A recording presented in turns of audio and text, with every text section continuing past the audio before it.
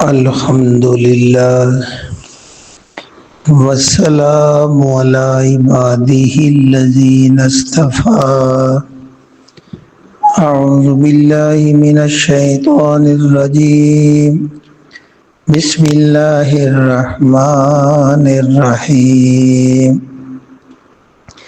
یا ایہا الذین آمنوا اطیعوا اللہ واطیعوا الرسول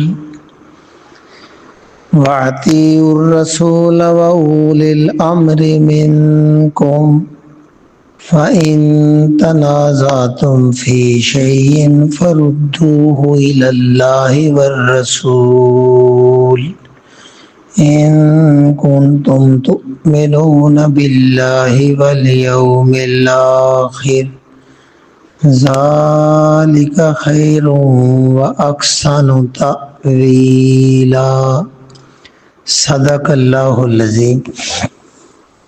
یا ایہا الذین آمنوا، اے ایمان والو، اطیعوا اللہ، اطاعت کرو، فرما برداری کرو، حکم مانو اللہ کا، واطیعوا الرسول، اور اطاعت کرو، فرما برداری کرو، حکم مانو رسول کریم صلی اللہ علیہ وسلم کا۔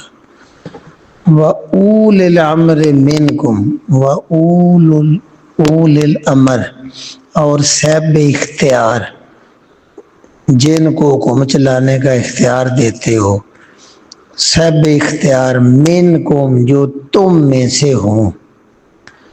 فَإِن، پھر بھی اگر تنازعتم، تنازع ہو جائے، جھگڑا ہو جائے، اختلاف ہو جائے، فی شیئن، کسی بھی معاملے میں، کسی شے پر پھر بھی تنازع جھگڑا ہوا ہے، فردوہ، اس کو لٹا دو، الی اللہ، اللہ کی طرف، ورسولی، اور اس کے رسول کی طرف۔ ان کنتم، اگر ہو تم واقع ہی تؤمنون باللہ، اللہ پر ایمان رکھنے والے، والیوم الآخر، اور آخرت کے دن پر ایمان رکھنے والے ہو، ذالک، یہ جو باتیں تمہیں بتائی جا رہی ہیں، انہی میں خیرن، خیر ہے، بھلائی ہے، فائدہ ہے، واحسن، اور بہترین ہے، تأویلا، انجام، نتیجہ، انجام اور نتیجے کے لحاظ سے بھی یہ بڑی خوبصورت باتیں ہیں۔ اب یہ دو آیتیں کل میں نے کہا، ان میں اللہ رب العزت نے پورا نظام زندگی، چاہے انسان کا انفرادی ہو، اجتماعی ہو، ملکی سطح پہ ہو، یہ بیان کیا گیا ہے۔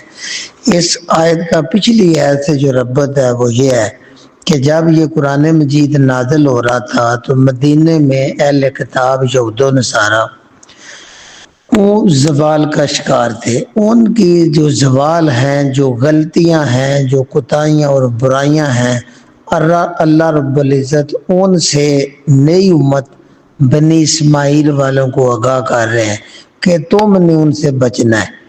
ان میں جو کل ہم نے پڑھی سب سے بڑی غلطی جو ان کے زوال کا سبب بنی وہ یہ تھی کہ وہ امانتیں جو ہیں نااہلوں کے سپرد کر دیتے تھے۔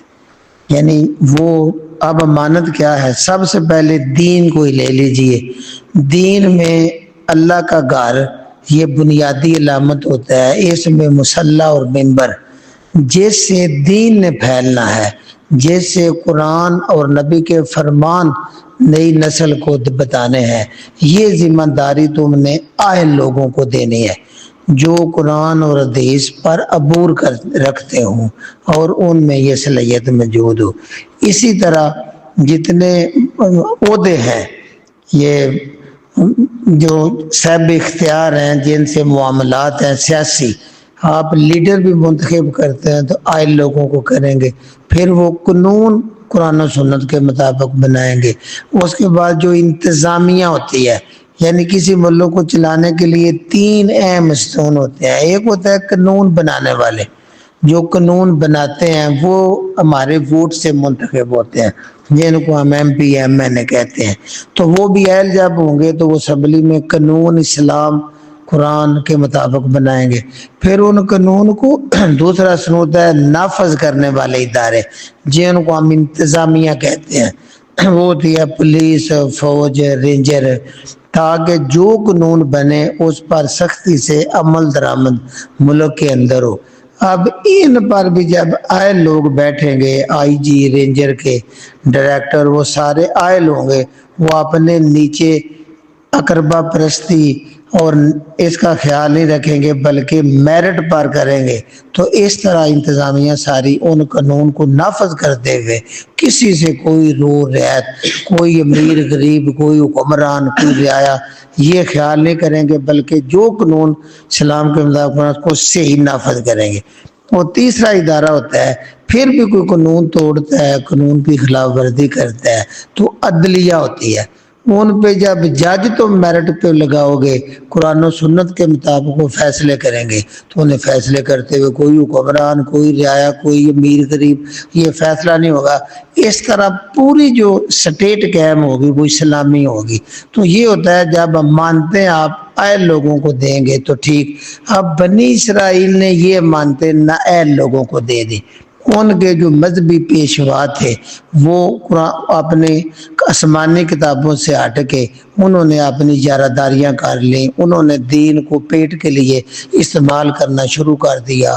وہ کتابوں میں الفاظ میں تعریف کرتے تھے، مسئلے بدلتے تھے، اس کے بدلے میں دنیا کا مال لے لیتے تھے۔ اس طرح دین کا بگاڑ پیدا ہو گیا۔ اس طرح ان کے جو سردار تھے، جو انتظامیہ تھی، وہ بھی جب کعب بن اشرف جیسے لوگ فیصلے کرتے تو وہ رشوت اور سفارش اور سارے تعلقات ان پہ اثر انداز ہوتے۔ اس طرح وہ بربادی کی طرف چلی گئی۔ اب مسلمانوں کو کل دو بات بتایا کہ امانت آئے لوگوں کو دینی ہے اور ان کو اللہ اور اللہ کے رسول کی جواب دہی ہو، اور دوسرا ان کی غلطی تھی کہ وہ عدل و انصاف کو چھوڑ بیٹھے۔ جب یہ دونوں کال باتیں ہو گئی تو گویا قانون بنانے والے ادارے، قانون نافذ کرنے والے ادارے اور عدلیہ یہ آئے لوگ ہو گئے، دین کے امام بھی آئے لوگ ہو گئے۔ تو پھر سمجھ لیجئے کہ اب انہوں نے کام کیا کرنا ہے، ان کو طریقہ بتایا جا رہا ہے۔ یا الذین آمنوا، اے لوگوں جو ایمان لے آئے ہو، اپنی اپنی ذمہ داریاں سنبھال لی ہیں، تم قانون بنانے والے ایم پی اسمبلی میں پہنچ گئے، آئی جی مقرر ہو گئے اور عدلیہ کے جج مقرر ہو گئے۔ اب تم سارے ایمان والوں نے کرنا کیا ہے؟ اطیع اللہ، یعنی سب سے پہلے بندہ جو ہے اس کی جو حیثیت ہے وہ بندہ خدا ہوتا ہے، یعنی اس کے بعد وہ کوئی اور حیثیت اس کی بنتی ہے، باپ ہے، خاوند ہے، ماں ہے، جو بھی ہے، سب سے پہلے پیدا ہوتے ہی وہ بندہ خدا ہے، خدا کا بندہ ہے۔ اس پر جو سب سے زیادہ وفاداری، سب سے زیادہ اطاعت، سب سے زیادہ حکم جو ماننا ہے وہ اس نے اللہ کا ماننا ہے۔ اس لیے پہلا حکم دیا گیا کہ تم جس عہدے پہ جہاں بھی ہو مت بولو کہ تم خدا کے بندے ہو، تم بندہ خدا ہو، غلام ہو خدا کے، تم نے بندگی غلامی خدا کی کرنی ہے۔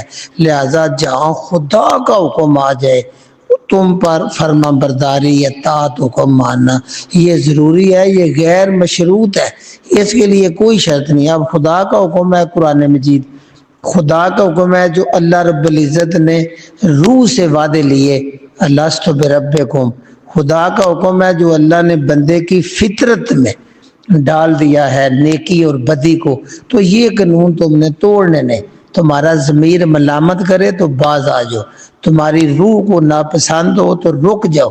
یہ اللہ نے تمہیں احکامات تمہاری خمیر میں ڈال دی ہیں، تمہاری فطرت میں۔ اور اس کے بعد یہ اطاعت ہے وَأَطِیعُوا الرَّسُولَ، جب اللہ کے احکامات آ جائیں، اللہ کا فرمان سارا کلام قرآن مجید ہے، اس کو پڑھنا، اس کو سمجھنا، جب ہم پڑھیں گے سمجھیں گے تو اللہ کے احکامات کا ہمیں پتہ چلے گا، تب مانیں گے۔ تو دونوں چیزیں اطیع اللہ میں آتی ہیں۔ سب سے پہلے ضمیر جو انسان کے اندر اگر وہ مردہ نہیں ہو گیا، جو اللہ نے خمیر میں فَأَلْهَمَهَا فُجُورَهَا وَتَقْوَى، اللہ نے بندے کے نفس میں، دل میں تقوی اور گناہ دونوں اعلام کر دی ہے۔ لہذا بچے کے اندر یہ بات شامل ہوتی ہے۔ اب والدین بھی اگر اس کو پالش کر رہے ہیں تو وہ مزید نکھرے گی، اگر اس کے ماحول والدین ایسا نہیں کر رہے تو وہ دبتی چلی جائے گی۔ تو اللہ کی اطاعت کے بعد دوسرا حکم جو ہے وَأَطِیعُوا الرَّسُولَ، تم نے اطاعت کرنی ہے، فرما برداری کرنی ہے، حکم ماننا ہے الرسول کا۔ یہ اس زمر میں اتنی ہی ضروری ہے جتنی اطیع اللہ ہے۔ کیوں؟ بھئی رسول کریم کی اطاعت ہی در حقیقت اللہ کی اطاعت ہے، چونکہ اللہ رب العزت ہر بندے سے تو مخاطب نہیں ہوتے، ہر بندے کو حکم نہیں دیتے، وہ بندوں میں سے ایک بندے کو چن لیتے ہیں اور اس میں انسانیت کی تکمیل کر دیتے ہیں، پھر اللہ ان کو حکم دیتے ہیں، ان کی طرف وحی آتی ہے۔ جیسے رسول کریم 40 سال تک مکے کے اندر رہے، کاروبار کرتے رہے، بکریاں چراتے رہے، سارے کا آپ نے دعویٰ نہیں کیا کہ میں اللہ کا رسول ہوں، تم لا الہ الا اللہ محمد رسول اللہ پڑھو۔ جب پہلا اللہ کا حکم آیا، پہلی وحی آئی تو انہوں نے اعلان کر دیا کہ اقرأ بسم ربک الذی خلق، کہ اللہ نے مجھے یہ وحی کر کے رسول چن لیا ہے، لہذا میں وہی کلمہ جو ہر نبی کہتا رہے لا الہ الا اللہ اس کی دعوت دیتا ہوں۔ تو گویا اللہ کا پیغام انسانوں تک رسول کے ذریعے پہنچتا ہے، اور صرف ایک رسول ایسی ذات ہوتی ہے کہ جو وہ لفظ کہے وہ سند والے مستند اور صحیح ہوتے ہیں، اور ان کی اطاعت در حقیقت اللہ کی اطاعت ہوتی ہے، کیونکہ رسول کی جو اطاعت نہیں کرتا حقیقت میں وہ اللہ کے خلاف بغاوت کرتا ہے، کیونکہ پوری اطاعت پورے احکامات رسول کی زبان سے نکلتے ہیں اور وہ عملی نمونہ بھی ہوتے ہیں۔ جب قرآن نازل ہوتا تو سب سے پہلے نبی کے دل پہ نازل ہوتا، نبی جب سناتے تو سب سے پہلے خود قرآن کے پابند ہوتے ہیں، جو حکم اللہ کی طرف سے آتا ہے وہ رسول سب سے پہلے عمل کرنے والے ہوتے ہیں۔ لہذا اللہ کے رسول نے فرمایا من اطاعنی فقد اطاع اللہ، جس نے میرا حکم ماننا اس نے اللہ کا حکم ماننا، ومن عصانی، جس نے میری نافرمانی کی فقد عصا اللہ، اس نے اللہ کی نافرمانی کی۔ اللہ نے قرآن میں خود بتا دیا ہے وَمَن يُطِعِ الرَّسُولَ، جس نے رسول کریم کی اطاعت کی، حکم مان لیا، فقد اطاع اللہ، اس نے اللہ کا حکم مان لیا، اللہ کی اطاعت کی۔ لہذا رسول ہمارے نزدیک عین اسلام ہوتے ہیں، جن کے ذریعے ہمیں اللہ کے احکامات ملتے ہیں، اللہ جن چیزوں سے منع کرتا ہے اور وہ ہمارے سامنے عملی نمونہ ہوتے ہیں۔ یہ دو وہ لفظ ہیں جن کے ساتھ اطیع کا لفظ آیا ہے، غور کرنا ہے۔ یا الذین آمنوا، اے لوگو جنہوں نے کلمہ پڑھ لیا ہے، ایمان کا دعویٰ کر لیا ہے اور تم کہتے ہو کہ ہم ایمان والے ہیں، تو پھر یاد کرو اطیع اللہ، اطیع لفظ آیا ہے، تم نے اللہ کا حکم ماننا ہے۔ پھر کیا وَأَطِیعُوا لفظ پھر آیا اور اطاعت کرنی ہے الرسول، رسول کریم کی۔ آگے تیسرا ہے وَأَطِیع نہیں آیا، اس لیے نہیں آیا کہ اس کے بعد اللہ کے احکامات ختم ہو جاتے ہیں، اللہ رسول تک دیتا ہے اور رسول آگے صحابہ تک انہوں نے پہنچا دیے ہیں۔ اب اگلا معاملہ ہے وَأُولِي الْأَمْرِ، اول والے، امر حکم والے، جن کا حکم چلتا ہے، اختیار والے، صاحب حیثیت، جن کو تم نے عہدے اختیار کے لیے منتخب کر لیا ہے، ان کو ہم کہتے ہیں اولی الامر منکم۔ سب سے پہلے منکم ذہن میں رکھنا ہے، وہ مسلمانوں میں سے ہوں، اور دوسرا وہ صاحب اختیار ہوں۔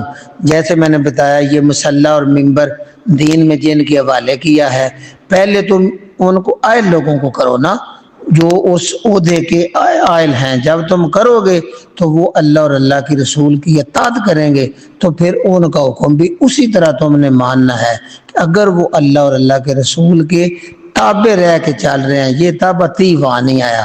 وَأُولِي الْأَمْرِ مِنْكُمْ، جو تمہیں اللہ اور اللہ کی رسول کی اطاعت کا حکم دیں گے تم ان کے حکم کو مانو گے۔ اللہ کے نبی صلی اللہ علیہ وسلم نے فرمایا جس کو تم امیر منتخب کر لو، بلکہ یہ آیت جب نازل ہوئی ہے تو اس کا شان نزول جو بخاری اور مختلف روایات میں آتا ہے وہ یہ ہے کہ اللہ کے نبی صلی اللہ علیہ وسلم نے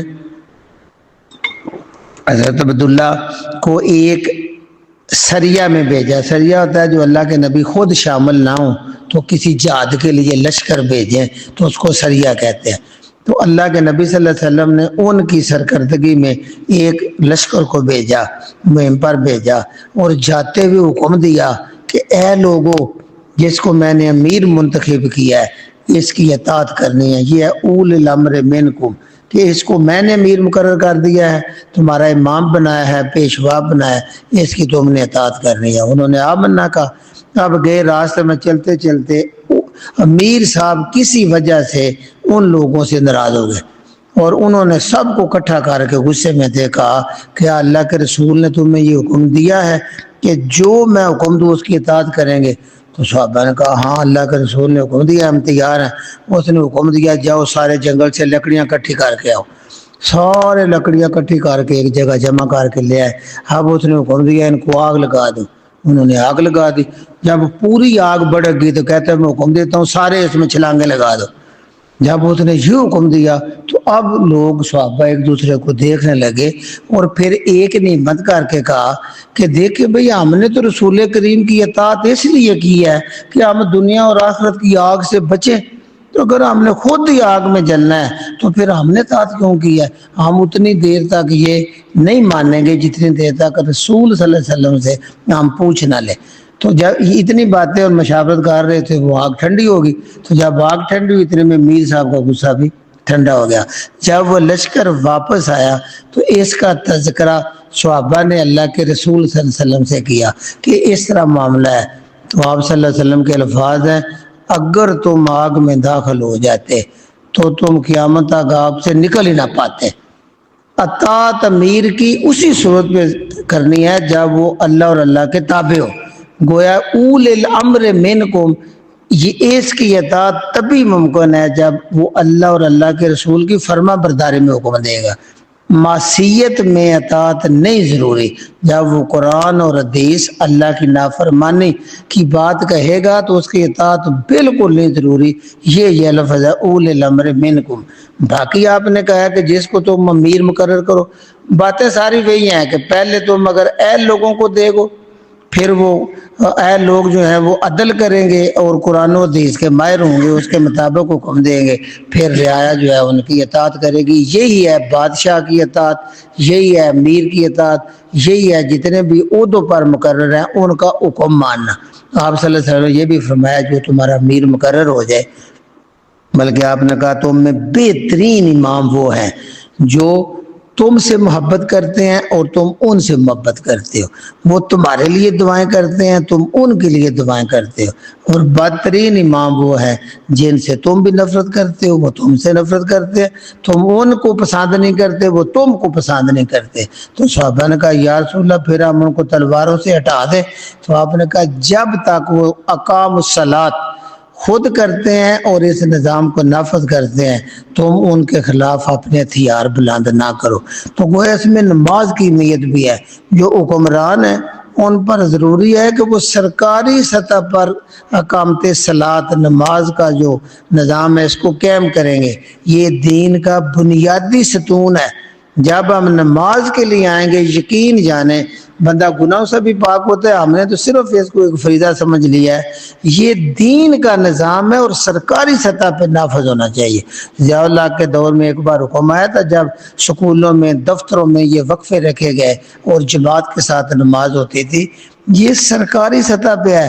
آپ اپنے ممبر کو دیکھ لیں، ممبر کے ساتھ بہت بڑا ڈنڈا ایک کھڑا ہوا ہے، یہ حقیقت میں وہ ڈنڈا ہے جو اختیار کا ڈنڈا ہے، یعنی ادھر وہ بندہ کھڑا ہو کے خطبہ دے گا جس کے پاس صرف یہ فرضی ڈنڈا نہیں جو ہم نے پکڑایا ہوا ہے بلکہ اختیارات کی طاقت، ہمارے یہاں بولتے نہیں آج کل ڈنڈے سے چلتا ہے، یعنی جس کے پاس اختیار ہے طاقت ہے وہ یہاں کھڑا ہوگا۔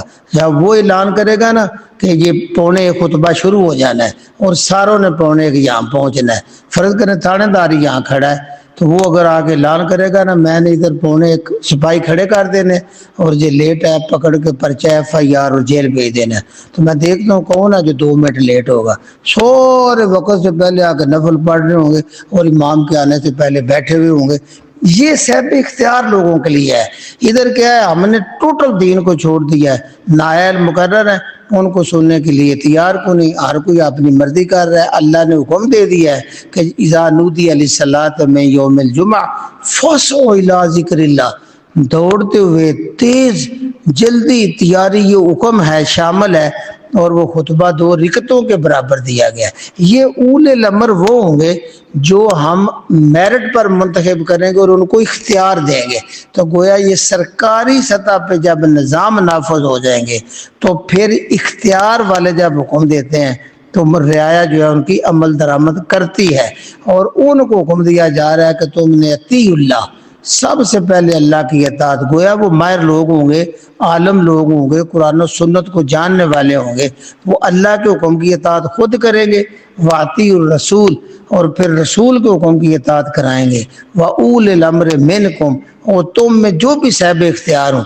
پھر میں اس کی وضاحت کروں گا، چاہے وہ امام مسجد ہو، چاہے وہ ہمارا سیاسی لیڈر ہو، چاہے وہ ہمارا سرکاری اہلکار ہو جس کو اختیار دیے گئے ہیں، چاہے وہ محلے کا ایک امیر ہم نے منتخب کر لیا ہے، چاہے ایک سوسائٹی بنی ہے اس کا ہم نے ایک صدر منتخب کر لیا ہے، وہ اول الامر منکم، وہ تم میں سے حکم دینے والا ہو گیا ہے۔ اول الامر جو ان کا حکم چلتا ہو، جن کا اختیار چلتا ہو، یہ جب منتخب ہم خود کرتے ہیں تو پھر اس کی اطاعت ہم پہ لازم ہے۔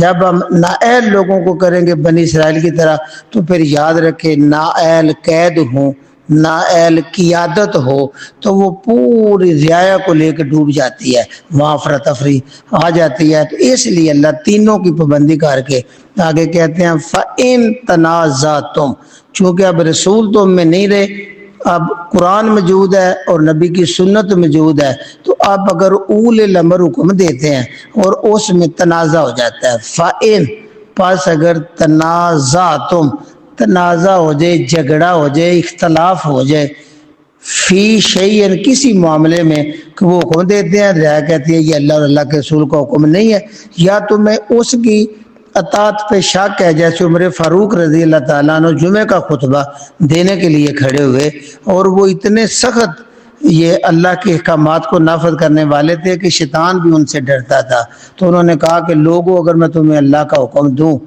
رسول کی اطاعت کا، تو مانو گے؟ تو ایک بوڑھا آدمی کھڑا ہو گیا، وہ نے کہا ہم تیری بات بالکل نہیں مانیں گے۔ انہوں نے کہا کیوں؟ انہوں نے کہا اس لیے کہ ہمیں تیرے عدل پہ شک ہے۔ تو انہوں نے کہا وضاحت طلب، میں وضاحت دینے کے لیے تیار ہوں۔ تو جب اس نے کہا کہ فلانے غزوے میں ہم گئے تھے، وہاں چادریں ہمیں مالک نعمت میں ملی تھی، تم کو بھی ایک ملی تھی، مجھے بھی ایک ملی تھی، میرا تو پورا لباس اس چادر سے نہیں بنا، اور جو آپ نے لباس پہنا ہوا ہے وہ پورے کا پورا آپ میرے سے قد میں بڑے ہیں، یہ کیسے بن گیا؟ تو انہوں نے کہا اس کا جواب میرا بیٹا عبداللہ بن عمر دے گا۔ تو حضرت عبداللہ کھڑے ہوئے، انہوں نے کہا مجھے بھی چادر ملی تھی؟ اس بوڑھے نے کہا ہاں۔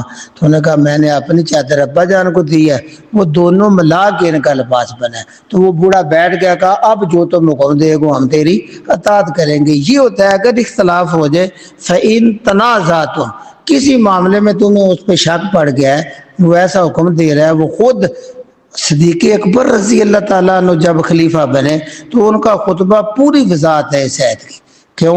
کہ انہوں نے کہا کہ لوگوں میرے اوپر یہ ذمہ داری ڈال دی گئی ہے اب تمہارے امیر کی، تو یاد رکھو جب تک میں تمہیں قرآن اور حدیث، اللہ اور اللہ کے رسول کے مطابق حکم دوں اور خود چلوں تو تم پر میری اطاعت لازم ہے، اور جب مجھے تم دیکھو کہ میں خود اس اطاعت اللہ اور رسول کی اطاعت سے ہٹ رہا ہوں تو مجھے پکڑ کے سیدھا کر دو، اس لیے کہ یہ نظام تب چلے گا۔ اس لیے یہ حکم فَإِن تَنَازَعْتُمْ، اگر کہیں تنازع، جھگڑا، اختلاف ہو گیا فی شیئن، کسی کام میں، کسی معاملے میں، فَرُدُّوهُ، تو اس کو لٹا دو، کدھر؟ اللہ، اللہ کی طرف، قرآن کی طرف آ جاؤ۔ بھئی آؤ قرآن کھول لیتے ہیں، قرآن میں دیکھتے ہیں قرآن میں اللہ کا کیا حکم ہے، اور پھر اس کی وضاحت والرسول، اللہ اور اس کے رسول کی طرف تو انہیں معاملہ لٹانا ہے کہ رسول کریم نے اس کے بارے میں کیا حکم دیا ہے، آپ کا اسوہ حسنہ کیا ہے۔ اس لیے کہتے ہیں کہ قرآن مجید سب سے بڑا ماخذ ہے قوانین کے لیے، اور دوسرے نمبر پہ سنتے رسول ہے۔ اگر کوئی معاملہ اتنا جدید ہے کہ وہ ان میں اس کا واضح حل نہیں تو پھر استنباط کیا جاتا ہے، اس کے لیے بھی قرآن اور حدیث کے ماہری اس میں سے متعلقہ مسائل نکال کے نئے مسئلے کا حل بتائیں گے۔ فردوہ الی اللہ والرسول، تو اس معاملے کو تم اللہ اور اللہ کے رسول کی طرف لوٹا لے کے آ جاؤ، قرآن اور سنت پر لے آؤ۔ ان کنتم، اگر ہو تم تؤمنون باللہ، اللہ پر سے ہی ایمان رکھتے، کیونکہ پیچھے یا الذین آمنوا آیا ہے، بھئی اگر تم سچا ایمان رکھتے ہو نا اللہ پر، والیوم الاخر، آخر کے دن پر، تو پھر یہی حکم ہے جو اللہ نے دے دیا۔ ساتھ اللہ نے کہا ذالک، یہ اگر تم کام کرو گے تو خیرن، تمہارے لیے خیر ہو جائے گی، تمہارے لیے بھلا ہوگا، تمہارے لیے اس میں فائدے ہوں گے۔ وَأَحْسَنُ، اور حسن سے ہے بڑا ہی خوبصورت، تعویلا، تعویل جیسے نہیں تفسیر کے معنی میں آتا ہے کہ کسی چیز میں غوطہ زنی کر کے اس کی وضاحت کرنا، اس کا مطلب ہوتا ہے پھر نتیجے تک وہ اگر تم یہ ان پر عمل کرو گے، ذالکم خیرن، یہ تمہارے لیے خیر ہی خیر ہے، وَأَحْسَنُ، اور بہترین ہوگا، تعویلا، نتیجے کے لحاظ سے بڑا ہی بہترین ہو جائے گا۔ ایک بار اس ترجمے کو دہرا لیتے ہیں، کل پھر انشاءاللہ اگلا وہی سلسلہ چلے گا۔ یا ایھا الذین آمنوا، اے ایمان والو، اطیعوا اللہ، تم حکم مانو اللہ کا کیونکہ اللہ کے بندے ہو، واطیعوا الرسول، اور حکم مانو رسول کا چونکہ اللہ کا پیغام رسول کے ذریعے آتا ہے تو ان کا حکم ماننا ہے۔ وَأُولِي الْأَمْرِ مِنْكُمْ، اور جو تم میں صاحب اختیار ہیں ان کا حکم مانو، اگر وہ اللہ اور اللہ کے رسول کے تابع رہ کے حکم دیتے ہیں۔ فَإِن تَنَازَعْتُمْ فِي شَيْءٍ، پھر اگر تمہارے درمیان کسی معاملے میں تنازع ہو جائے، جھگڑا ہو جائے، اختلاف ہو جائے، فردوہ الی اللہ والرسول، تو اس معاملے کو لٹا دو اللہ اور اللہ کے رسول کی طرف لے آؤ، جو وہاں حکم ملتا ہے اس کے سب بند ہو جاؤ۔ ان کنتم تؤمنوا باللہ، اگر تم سچا ایمان رکھتے ہو اللہ پر، والیوم الاخر، اور آخرت کے دن پر تمہیں یقین ہے، تو ذالکم خیر، تو یہی چیز تمہارے لیے خیر ہی خیر ہے، بھلے والی ہے، فائدے والی ہے۔ وَأَحْسَنُ تَعْوِیلًا، اور نتیجے کے لحاظ سے بھی بڑی خوبصورت ہے۔ سبحان ربک رب العزت عما یصفون، وسلام علی المرسلین، والحمد للہ رب العالمین۔